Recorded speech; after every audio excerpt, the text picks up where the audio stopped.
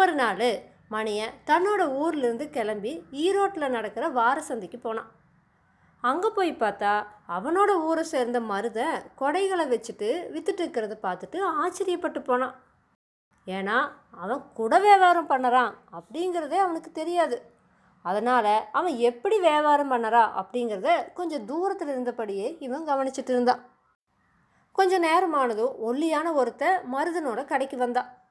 மருதன் அவனை பார்த்து, ஏன்பா நீ பார்க்குறதுக்கு ரொம்ப ஒல்லியாக இருக்கிற, உனக்கு அதிகமாக கனம் இல்லாத லேசான கொடை தான் வேணும், இதை பிடிச்சிட்டு நீ 10 மைல் கூட சிரமம் இல்லாமல் நடந்து போகலாம் அப்படின்னு சொன்னான்.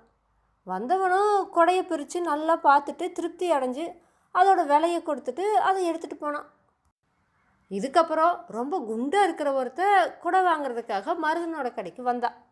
மருதன் ஒரு குடையை எடுத்து காட்டி, ஏன்பா உன் உடம்பு கொஞ்சம் பருமனாக இருக்குது, லேசான குடையை பிடிச்சா அதோட பிடி நசுங்கி போயிடும், அதனால் உனக்கு கனமாக உறுதியாக இருக்கிற கொடையை பார்த்து எடுத்து கொடுக்குறேன் அப்படின்னு சொன்னான். அந்த குண்டு ஆசாமியும் கொடையை வாங்கி பார்த்துட்டு கொஞ்சம் தயங்கினான்.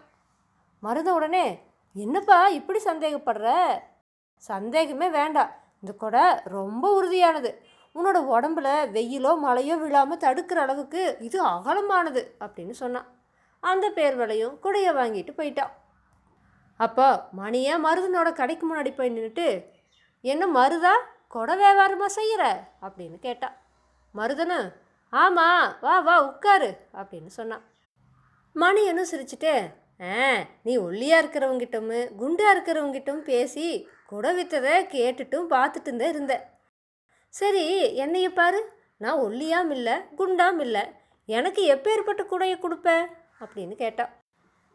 மருதனுடனே, ஆட உனக்கு ஏற்ற கொடையை ரொம்ப சீக்கிரமாக எடுத்து கொடுத்து போடலாம், மழை காலத்துக்கு கொடை ரொம்ப தேவை, அது இல்லைன்னா நீ நனைஞ்சு போயிடுவ, அப்புறம் உடம்பு சரியில்லாமல் போயிடும், அதனால் உன்ற வேலையெல்லாம் கெட்டு போகு, அதனால் நீ குடை வாங்க வேண்டியது ரொம்ப ரொம்ப அவசியம் அப்படின்னு சொல்லி ஒரு குடையை எடுத்து கொடுத்தான்.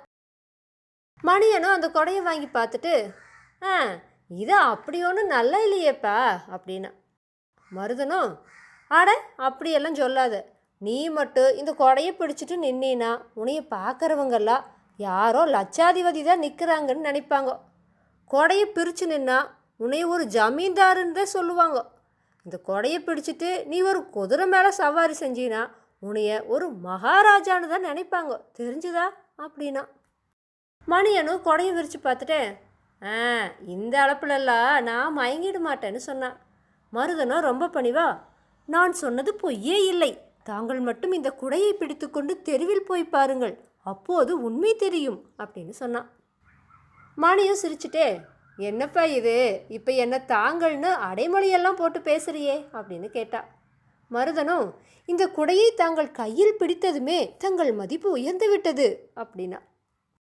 மணியனும், சரி சரி நல்லா தான் பேசுகிற, நான் இந்த கொடையை விலைக்கு வாங்கிக்கிறேன், அது சரி ஒரு விஷயம் கேட்குறேன், நீ பல ரக குடைகளை வச்சிருக்கியா என்ன, ஒவ்வொருத்தர்கிட்டவும் ஒவ்வொரு விதமாக சொல்லி விற்கிறியே அப்படின்னு கேட்டா. மருதனதுக்கு, அட நீ நம்ம ஊருக்கார அதனால் சொல்லற, என்கிட்ட இருக்கிறது ஒரே ரகமான குடைகள் தான், நான் ஆளுக்கு தக்கபடி அதை பற்றி சொல்லி அவனோட தலையில் அதை கட்டிடுவேன், அப்படி அவங்களுக்கு ஏற்றபடி சொன்னா தானே என்னோட வியாபாரம் நடக்கும் அப்படின்னா. அதை கேட்ட மணியனும், அடேங்கப்பா நீ தான் சரியான வியாபாரி அப்படின்னு சொல்லிட்டே கொடையை பிரித்து பிடிச்சிட்டு அங்கிருந்து கிளம்புனான்.